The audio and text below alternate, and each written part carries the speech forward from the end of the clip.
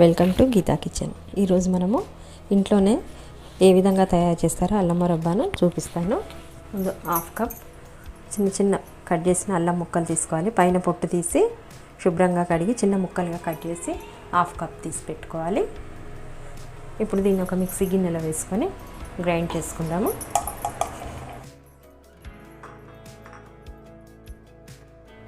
ఈ విధంగా గ్రైండ్ చేసి పక్కన పెట్టుకుందాము. నీళ్ళు ఏమాత్రం పోయకుండా గ్రైండ్ చేసుకోవాలి. ఈ విధంగా మెత్తగా గ్రైండ్ చేసి పక్కన పెట్టుకుందాము. స్టవ్ ఆన్ చేసి ఒక ప్యాన్ పెట్టుకుందాము. మనం ఏ కప్పుతో అల్లం ముక్కలు తీసుకున్నామో హాఫ్ కప్, అదే కప్పుతో 2 కప్స్ చక్కెర తీసుకోవాలి పాకానికి. ఇప్పుడు దీంట్లో నీళ్ళు తీసుకుందాము. నీళ్ళు 1/4 కప్పు నీళ్ళు తీసుకొని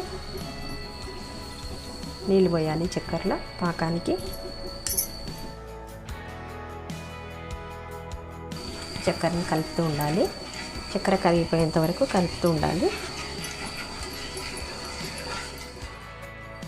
చక్కెర పూర్తిగా కరిగిపోయింది. ఇప్పుడు తీగ పాకం వచ్చే వరకు చూడాలి. ఇప్పుడు పాకాన్ని చెక్ చేసుకోవాలి. ఈ విధంగా తీగలాగా వస్తుంటే మనకు లేత తీగ పాకం వస్తున్నట్టు. ఇప్పుడు మనం మిక్సీ పట్టుకున్న అల్లం ముక్కలుగా పేస్ట్ తీసి దీంట్లో వేసుకుందాము. చక్కెర పాకంలో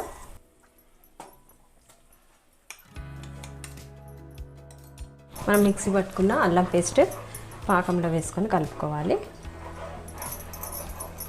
ఈ ప్రాసెస్ మొత్తం మీడియం టు లో ఫ్లేమ్లో పెట్టుకొని చేయాలి. ఇప్పుడు దీంట్లో చిటికెడు సాల్ట్ వేసుకొని కలుపుకుందాం.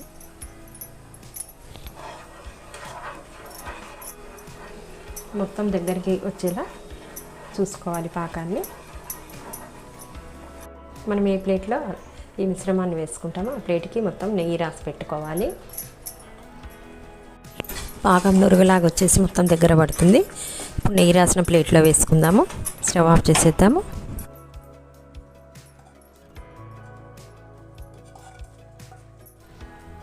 స్పూన్కు నెయ్యి రాసి ఈ విధంగా సమానంగా చేసుకుందాము.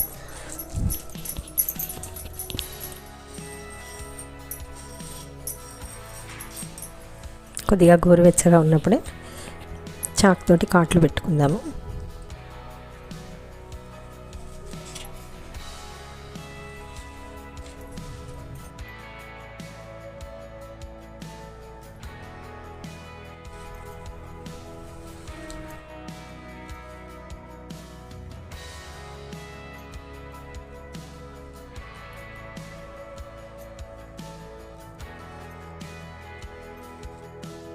ఈ విధంగా చాకుతో ఘాట్లు పెట్టుకొని పూర్తిగా చల్లారిన తర్వాత ముక్కలుగా తీస్తాము.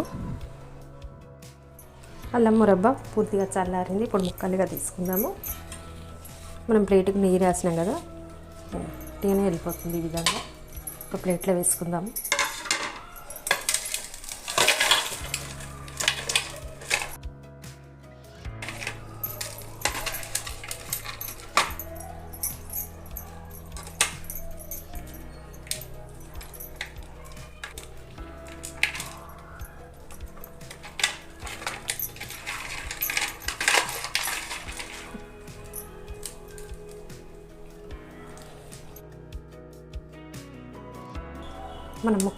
మనం ఘాట్లు పెట్టినాం కదా, ముక్కలు ఈ విధంగా విరవంగానే ఈజీగా వచ్చేస్తుంది.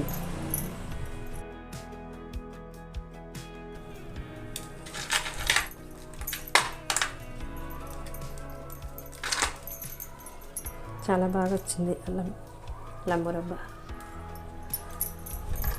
అన్ని ముక్కలు ఇదే విధంగా చేసి పెట్టుకుందాము.